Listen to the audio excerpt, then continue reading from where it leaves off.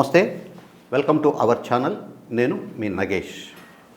నిన్న విశాఖపట్నం సమీపంలోని పెందుర్తి నియోజకవర్గం చిన్న ముషిడివాడ దగ్గరలో ఉన్న అయాన్ డిజిటల్ జోన్లో జేఈ మెయిన్స్ పరీక్ష రాయడానికి వెళ్తున్న 23 మంది విద్యార్థులు డిప్యూటీ సీఎం పవన్ కళ్యాణ్ గారి కాన్వాయ్ కారణంగా ఆయన వస్తున్నందున పోలీసులు ట్రాఫిక్ను నియంత్రించడం, జనాలను వాహనాలను అటువైపు వెళ్లకుండా చేయడం వల్ల 23 మంది విద్యార్థుల భవిష్యత్తు నాశనమైంది.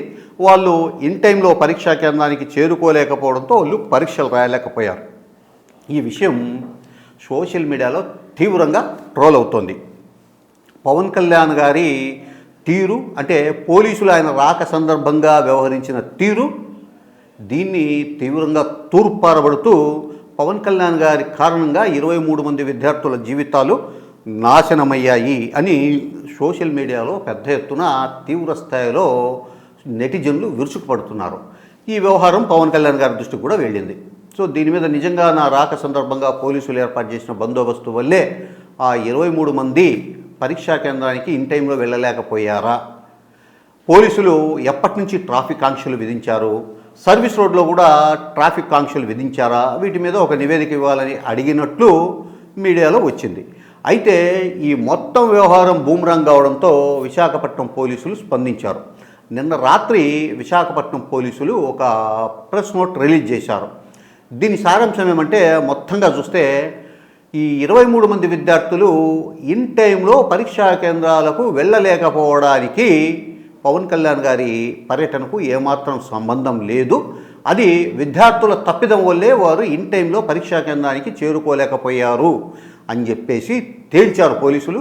ఇదే విషయాన్ని మీడియాకు రిలీజ్ చేశారు.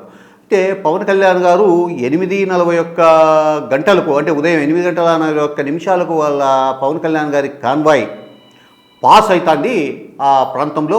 అయితే విద్యార్థులు 8:30కే అక్కడికి చేరుకోవాల్సి ఉంది, ఏది పరీక్షా కేంద్రానికి. కాబట్టి 11 నిమిషాలు పవన్ కళ్యాణ్ గారి కాన్వాయ్ లేటుగా వచ్చింది. కాబట్టి విద్యార్థులు వాళ్ళ నిర్లక్ష్యం వల్లే చేరుకోలేకపోయారని పోలీసులు ప్రెస్ నోట్లు చెప్పారు. నిజంగా చూస్తే పవన్ కళ్యాణ్ గారి కాన్వాయ్ 8:41 ఆ వైపు నుంచి వెళ్ళిపోయి ఉండవచ్చు.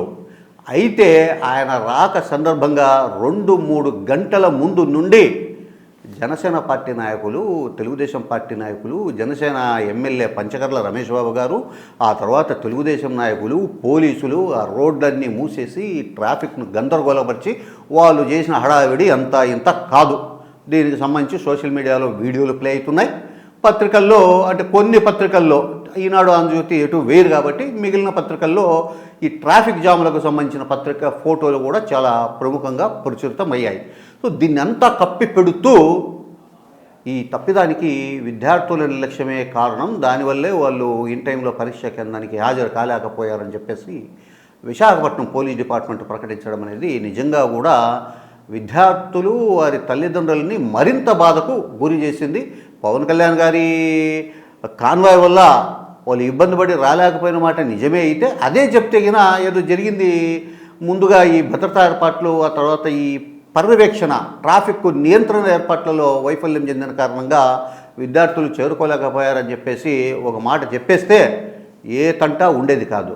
మొత్తం మీద డిప్యూటీ సీఎం పవన్ కళ్యాణ్ గారిని కాపాడడం కోసం విశాఖపట్నం సిటీ పోలీసులు విద్యార్థులను బలి చేయడం అనేది ఇప్పుడు నిజంగా కూడా ఇది విద్యార్థులు వారి తల్లిదండ్రులని మరింత మానసికంగా కుంగదీసే ఒక చర్యగా నెటిజన్లు భావిస్తున్నారు.